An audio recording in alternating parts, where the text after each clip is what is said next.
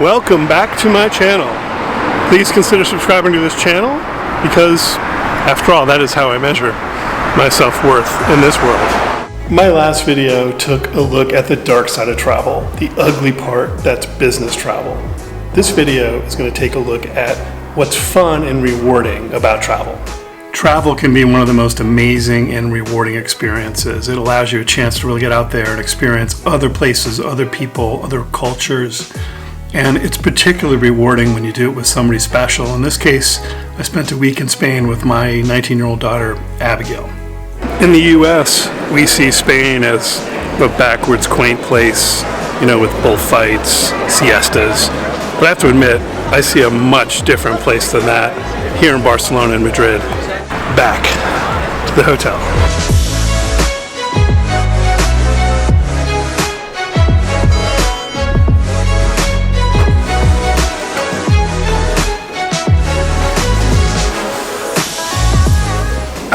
In Madrid and Barcelona, I found amazingly clean, vibrant, active cities full of culture and history. I loved every minute of it. In fact, George Orwell once said, "I would rather be a stranger in Spain than most other countries. It is far easier to make friends in Spain than just about any place else."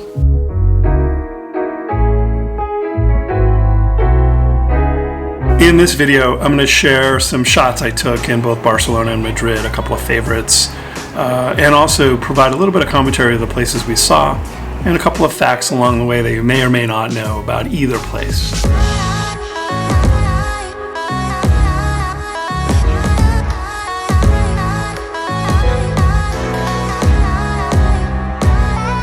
Both cities come alive at night. In fact, many of the better shots that I got this trip were in the evening. And as Ernest Hemingway once said, there is no nightlife in Spain. They stay up late, but they get up late. That's not nightlife. That is delaying the day.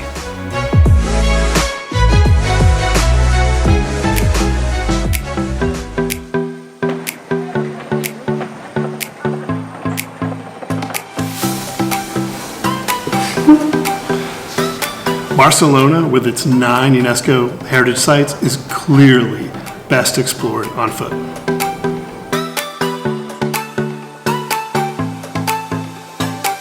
We spent time walking down the Avenue Saint-Jean, through the Arc de Triomphe and into the Citadel. It's worth noting that more than 10% of all Barcelona's parkland, and that the largest park in Barcelona is 20 times bigger than Central Park in New York. Barcelona Beach is clearly about people watching. There are tons of walkers, bikers, and skaters darting in and out of the street vendors and alongside the sandcastle artists. It's worth noting that although everything in Barcelona is for sale, this beach is really just about recreating, and it didn't exist before the 1992 Olympics.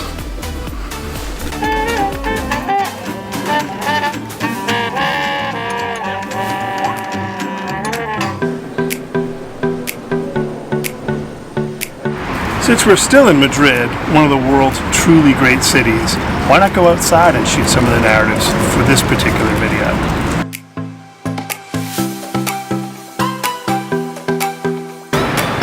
To give your feet a rest, take the 90-year-old park gondola from the beach on up to Montjuic Park. It's beautiful up there. The vistas of the harbor are amazing, and when you get up into the park, it's quite spectacular as well.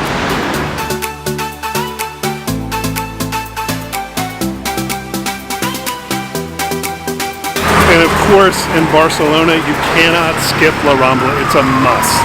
And as the Spanish poet Federico Lorca once said, La Rambla is the only street in the world that I wish would never end.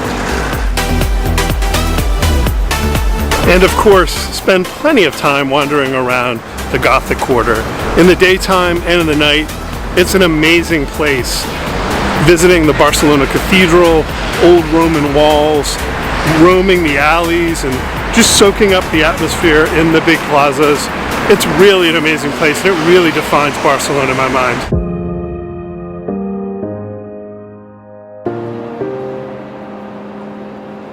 After 3 days of exploring Barcelona, we took the high-speed train from Barcelona down to Madrid. It takes about 3 hours. You cover 625 kilometers. It was quiet. It was comfortable. It was really an amazing way to get from one city to the other. One of my favorite parts of Madrid are the parks, and we started in Retiro Park, which sits just up the hill from the old city near the Prada Museum. You know, Madrid is one of the sunniest cities in all of Europe, and it's a great place to get out, do some people watching, get some exercise, and just enjoy the cool fresh air. Madrid is one of Europe's wealthiest and oldest cities.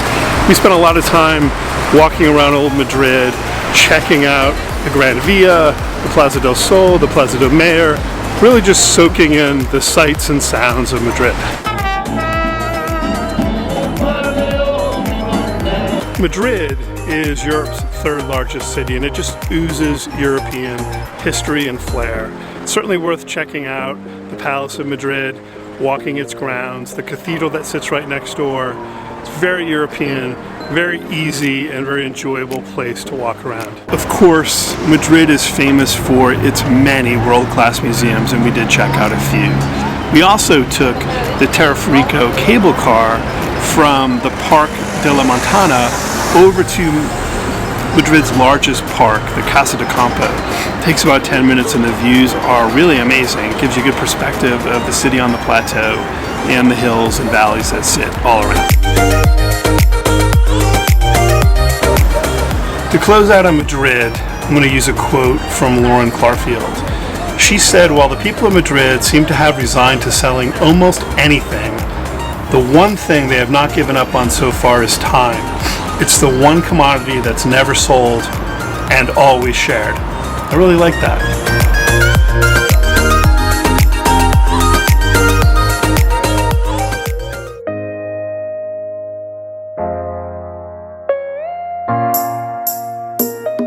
One thing about making a video is you need a story, you need a narrative. Without that, you just have a bunch of pictures mashed together.